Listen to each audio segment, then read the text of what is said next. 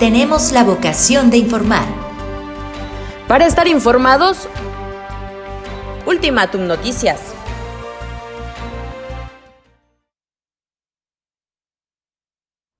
¿Qué tal? ¿Cómo están? Muy buenas noches. Vamos con Ultimátum Noticias de este lunes 26 de octubre del 2020. Vaya qué día. Hubo 4 cierres carreteros en distintas partes de los Altos y hacia la zona norte y selva del estado de Chiapas. Aquí en Tuxtla Gutiérrez ocurrió un asunto que dejó mucha incomodidad entre los transportistas y automovilistas en general. Un tráiler chocó, derribó una torre de la Comisión Federal de Electricidad y causó un enorme congestionamiento vehicular en el libramiento norte de Tuxtla Gutiérrez, porque pues la vía quedó totalmente cerrada. Tuvieron que habilitar uno de los sentidos para que funcionara de ida y vuelta. También le platicaremos que 3,000 restaurantes han cerrado en todo el estado de Chiapas como consecuencia de la crisis causada por la pandemia del COVID-19. Representantes de 32 comunidades están denunciando al síndico Décimo Jovel. Ya va a ver qué cosas le están sacando a la luz al síndico de este municipio de Chiapas. También hubo una entrevista muy importante aquí con el coordinador estatal de redes sociales progresistas. Damnificados del temblor, del terremoto de hace 3 años, todavía no reciben apoyo del gobierno federal. El famoso Fondo de Desastres Naturales, que en aquel entonces estaba funcionando, se los prometieron y esta es la fecha que no se los han dado y seguramente ni se los van a dar porque pues ese fondo ya fue extinguido en el Congreso Federal hace algunos días. Ya le platicamos, ¿verdad? Pero vamos con el primer tema, que pues ya es casi un pan de todos los días: los cierres carreteros. Hoy hubo 4 cierres carreteros en la zona Altos de Chiapas y rumbo a la zona norte. Uno fue precisamente en el tramo Tuxtla Gutiérrez San Cristóbal de las Casas, a la altura del famoso kilómetro 46. Allí ya lo tomaron los manifestantes como su punto de encuentro y su punto para estar bloqueando cada que se les ocurre. El segundo fue entre San Cristóbal y Teopisca, a la altura del crucero San Pablo. El tercero, en el tramo federal Ocosingo-Xuc, a la altura de la comunidad del Corralito. El cuarto cierre carretero fue en la vía Ocosingo-Palenque, a la altura de la Mielera. Bueno, pues estos bloqueos fueron realizados por integrantes del Frente Popular Sentimientos de la Nación, quienes realizaron esos bloqueos. La mayoría de los manifestantes tenía cubierto el rostro con pasamontaña y estaban armados con palos. ¿Qué están pidiendo? Dicen que las autoridades no les han cumplido ofrecimientos de tipo social que han estado pidiendo y que en algunos casos pues han acordado las partes, gobierno y este grupo, de que se los van a ir solucionando poco a poco, pero dicen que la mayoría de esos ofrecimientos no se los han cumplido. Eso fue el día de hoy, lunes, en estos puntos que ya le dije, 4 puntos de cierres carreteros. Pasemos a otro asunto que no es menos preocupante. Tiene que ver con la economía del Estado y con la economía que ha dejado la crisis sanitaria a nivel mundial. No solamente en Chiapas, no solamente en México, en todos los países del mundo está pegando muy duro la crisis económica derivada de las consecuencias de la pandemia del COVID-19. Bueno, pues el presidente de la Canirac, Guillermo Acero Bustamante, informó que 3,000 restaurantes han quebrado y han cerrado sus puertas en lo que va del año como consecuencia de la pandemia del COVID-19 y agregó que si la situación sigue como ahora, podrían cerrar otros 1,000 negocios antes de que termine este año. Dijo que eso se debe principalmente a la poca afluencia de comensales y porque los establecimientos han estado trabajando al 50% de su capacidad y en algunos otros casos hasta el 70%, lo cual frena los ingresos, desde luego, ¿verdad?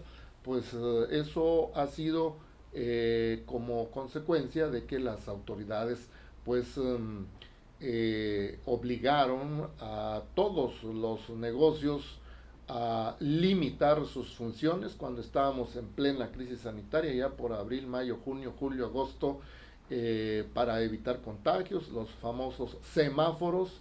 A veces ya nos estamos olvidando, el semáforo rojo fue el primero, el semáforo naranja después, el semáforo amarillo en el que estamos todavía en Chiapas, y el semáforo verde será el último cuando ya todas las actividades puedan ser reiniciadas con todos los protocolos de cuidado, desde luego, pero los anteriores semáforos fueron establecidos justamente para marcar las limitaciones que tenían muchas actividades de estar en confinamiento. Eso fue prácticamente lo que está afectando a los restauranteros, y otros giros también con distinta intensidad, pero también les está afectando, ¿verdad? En este caso, 3,000 restaurantes han cerrado, dice la Canirac, en todo el estado de Chiapas. Y vamos a otro tema. Habitantes del municipio de Simojovel vinieron a Tuxtla Gutiérrez a denunciar diversas irregularidades del síndico de esa localidad, Gilberto Martínez Andrade. Dicen que en el desempeño de sus funciones ha estado cometiendo diversas irregularidades, y también lo están denunciando por falsificación de documentos, que es un delito federal, porque dicen que tiene 2 actas de nacimiento. Bueno, pues aquí estuvieron Blanca Luz Espinosa Sánchez y Romeo Estrada Rodríguez. Declararon a ultimátum que a pesar de múltiples irregularidades denunciadas en su contra, él quiere solicitar licencia o ya solicitó para separarse del cargo y buscar otro puesto de elección popular.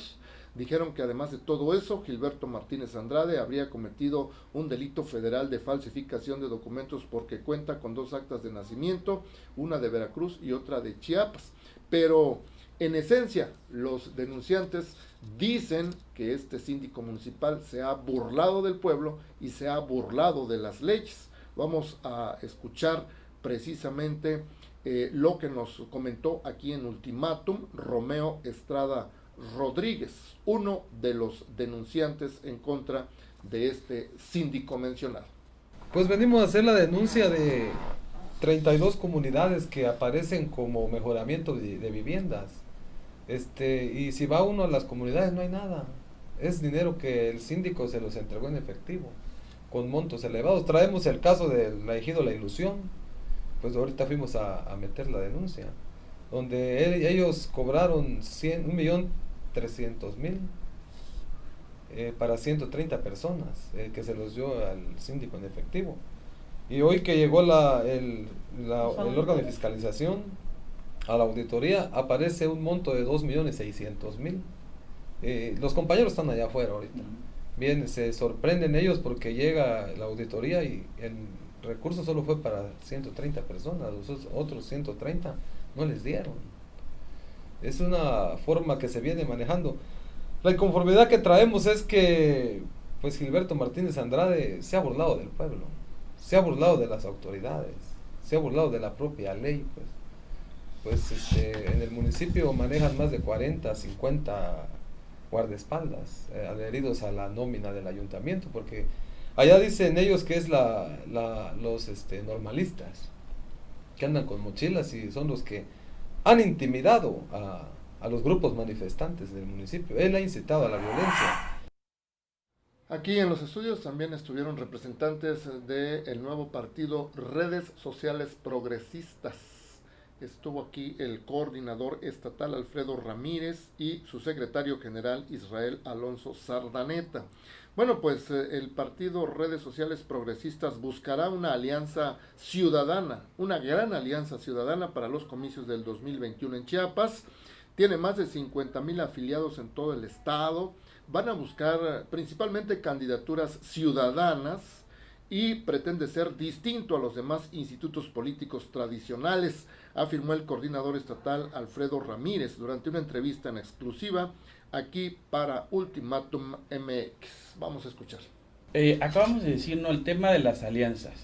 Nosotros hoy no tenemos la posibilidad de ir en una alianza de partidos, pero sí tenemos la posibilidad de ir en una gran alianza ciudadana, con todos los sectores, con los hombres y mujeres, jóvenes, transportistas, empresarios y maestras y maestros. Entonces, lo que tú me acabas de comentar, la pregunta es, ¿nosotros estamos dispuestos a hacer una alianza ciudadana con todos los chiapanecos y con todos los mexicanos?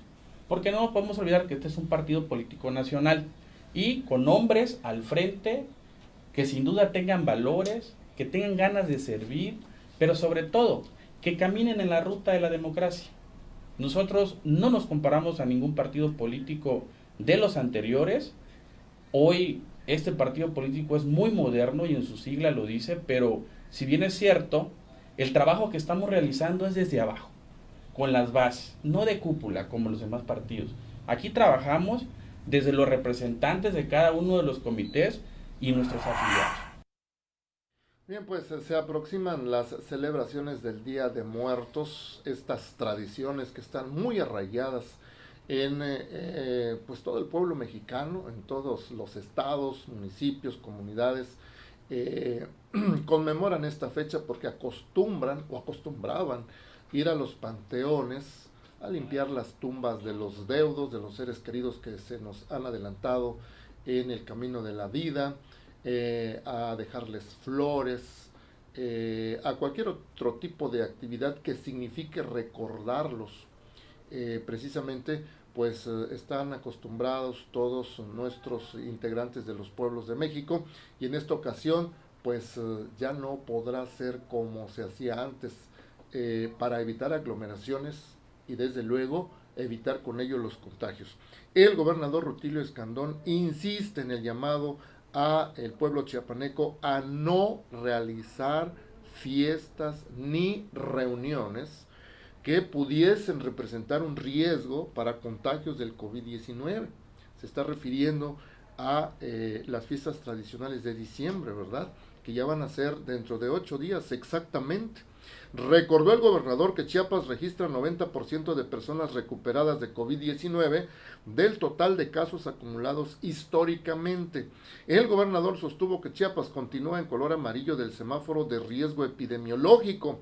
Por ello insistió en el llamado a los chiapanecos y a las chiapanecas a evitar fiestas familiares y reuniones masivas durante las próximas celebraciones tradicionales de noviembre, ya que eso aumentaría la posibilidad de contagios de COVID-19.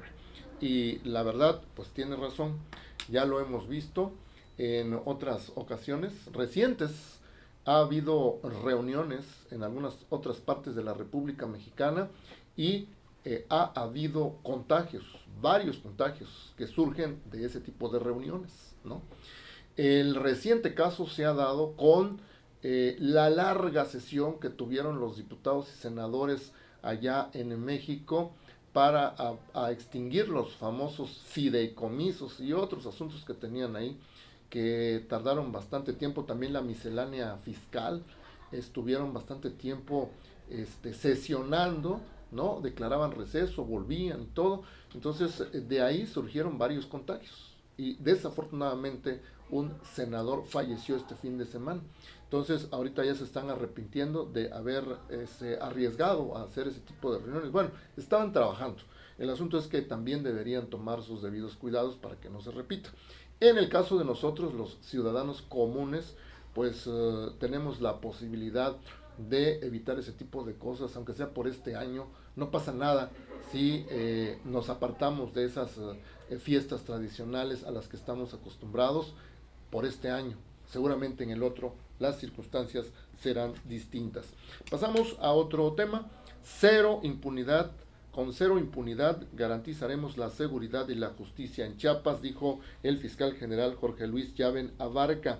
Informó de las detenciones del 21º objetivo prioritario en materia de secuestro y de 2 personas más por el delito de homicidio calificado cometido en el estado de Oaxaca, así como de los avances de la carpeta de investigación por el delito de homicidio en Tuxtla Gutiérrez. No dice el boletín, pero se ha de estar refiriendo el fiscal al asesinato de un abogado en el estacionamiento del restaurante Tox en el oriente de Tuxtla Gutiérrez.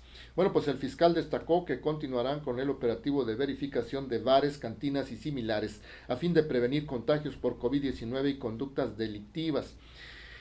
Detalló algunas acciones concretas, ¿verdad? La detención de Edwin N., 21º objetivo prioritario en la materia de secuestro. Detención en Chiapas de Edgar N. y Mariano N. por el delito de homicidio calificado cometidos en el estado de Oaxaca. Avances de la carpeta de investigación por el delito de homicidio de un hombre en Tuxtla Gutiérrez, que le comentaba, y de la continuidad del operativo de verificación de bares, cantinas y similares por acuerdo del Consejo Estatal de Salud en todas las regiones de la entidad. Pasamos a otro tema. Pues ahora ya vienen las historias, ¿verdad? Empiezan a contar historias ahora. El personal médico del hospital pediátrico, cómo es que la pasaron en las épocas más difíciles de la pandemia.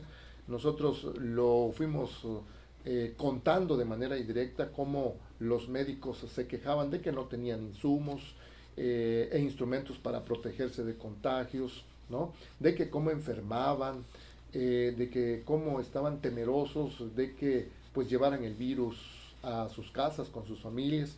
Bueno, pues ahora la jefa de servicios del área de terapia intensiva del Hospital Pediátrico de Tuxtla Gutiérrez, Cecilia Martínez Benítez, narró cómo ella y el resto del personal médico de ese nosocomio vivieron momentos difíciles y complejos durante los meses de más contagios en el estado. Entre esas dificultades contó cómo tenían que disminuir su tiempo en el hospital, más bien distribuir su tiempo en el hospital y el del hogar, ¿no? En tiempos normales, pues hay horarios específicos para estar en el trabajo y para estar en la casa. Pero en estas situaciones de emergencia seguramente cambió esa dinámica. También contó de cómo y de qué forma se las ingeniaban para tratar de no llevar el virus a sus familiares. Y el miedo e incertidumbre que todos ellos padecían porque no había el suficiente equipo para protegerse de los contagios al momento de estar prestando ayuda a los contagiados con ese mal. Bueno, aquí el asunto es que afortunadamente los que están contando historias tuvieron la fortuna de no haberse enfermado, o si se enfermaron, la enfermedad o ese mal les pegó pues de manera muy débil, no les pegó de manera fuerte, ¿verdad? Bueno, pues es algo de lo que nos confiaron a nuestros reporteros los integrantes del personal médico del Hospital Pediátrico de Tuxtla Gutiérrez. En otro asunto, ya han transcurrido 3 años de aquel terremoto de 8.2 grados que azotó esta región sur-sureste del país y que pegó muy duro en el estado de Chiapas porque el epicentro fue allá por Pijijiapan y todavía hay familias que no les ha llegado apoyos para la reconstrucción de sus viviendas. Pobladores de distintos ejidos del municipio de Jiquipilas denunciaron irregularidades en el pago de recursos del Fondo de Desastres Naturales, el Fonden, para reconstrucción de viviendas dañadas por el sismo de 2017. Armando Moreno, representante de las comunidades Nueva Independencia, Julián Grajales, José María Pino Suárez y Miguel Hidalgo, declaró que aproximadamente 400 familias resultaron damnificadas y a 3 años de haber sucedido el terremoto referido, muchas familias no han podido recuperar su patrimonio. Vinieron hoy aquí a Tuxtla Gutiérrez a expresar esta denuncia y a ver pues qué ayuda pueden tener del gobierno, y se hicieron referencia a este famoso Fonden y le decía yo, pues seguramente ese apoyo ya ni les va a llegar porque el Fonden ya fue extinguido en el Congreso Federal. Recordemos que desaparecieron, eliminaron, extinguieron 109 fideicomisos que servían para distintos rubros de la actividad social del país y uno de ellos era el Fonden. Ya no existe, ¿verdad? Ojalá y estas personas, estas familias encuentren alguna vía entre alguna de las instituciones del gobierno, ya sea federal o estatal, para que les brinden ayuda, porque se trata de su patrimonio, la casa donde vivían o siguen viviendo, que podría representar un riesgo para ellos mismos si viniese otro temblor, si no son arregladas estas estructuras de una buena vez. Vamos al bloque de Rojas. Bueno, pues hoy hubo un tremendo congestionamiento vehicular en el libramiento norte de Tuxtla Gutiérrez. Seguramente muchos de ustedes lo padecieron. Un tráiler, le decía yo, derribó la torre de la Comisión Federal de Electricidad y dejó inhabilitada a la circulación el sentido, uno de los sentidos precisamente de este libramiento, que atraviesa completamente la ciudad de oriente a poniente, desde un extremo al otro extremo, para que pasen pues principalmente transporte de carga pesada, pero también otros automovilistas, aunque vayamos en vehículos pequeños, si queremos atravesar la ciudad de una manera más rápida, pues utilizamos esos libramientos, y el libramiento norte es el que pues más fácil conduce de un lado a otro, porque tiene menos semáforos, tiene menos obstáculos que el libramiento sur. Bueno, pues ese resultó precisamente afectado el día de hoy por el accidente de un tráiler que derribó una torre de la Comisión Federal de Electricidad. Me decían hasta hace un rato que todavía no se había restablecido el servicio de energía eléctrica en una parte de la ciudad, y tampoco la circulación había sido restablecida completamente, precisamente hasta la tarde. Seguramente pues ya hicieron un esfuerzo enorme las autoridades de vialidad para que liberen esa vía que sirve mucho a los tuxtlecos, y los que no son de Tuxtla también, que tienen la necesidad de transitar por esa vía. En otra parte de Chiapas, y también tiene que ver con el transporte de este tipo de vehículos, otro tráiler, pues empezó a arder de manera impresionante, aparentemente por una falla mecánica. Sus imágenes eran impresionantes para toda la gente que pasaba por ahí.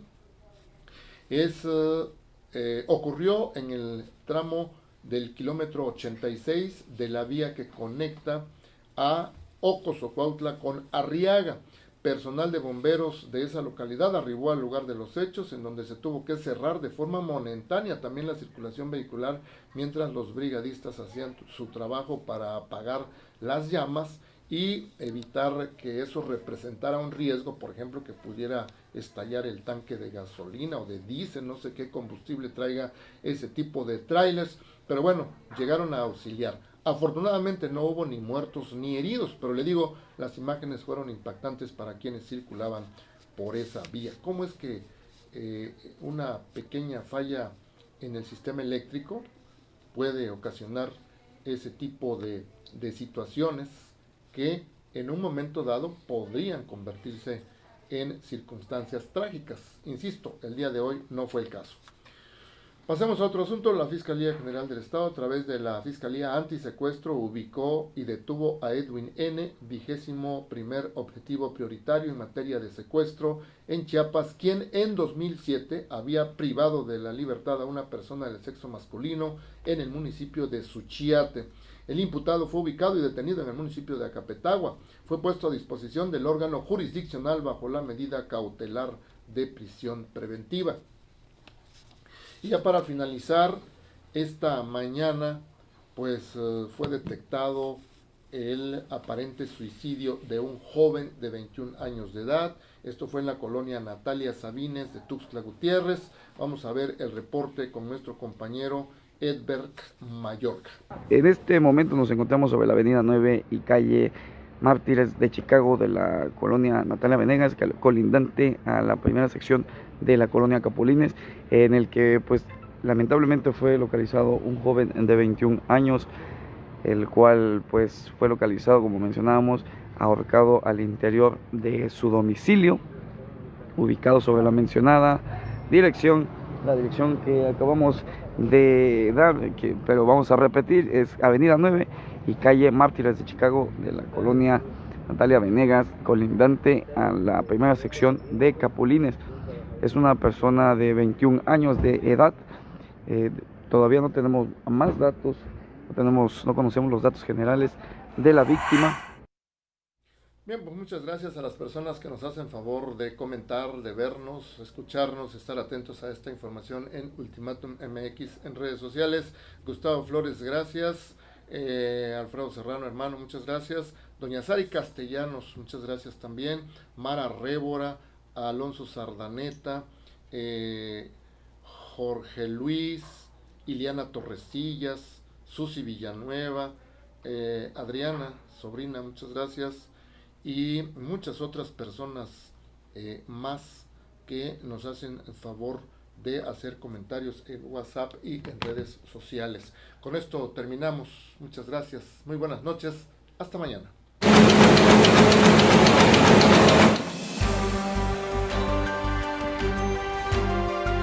Tenemos la vocación de informar. Para estar informados, Ultimátum Noticias.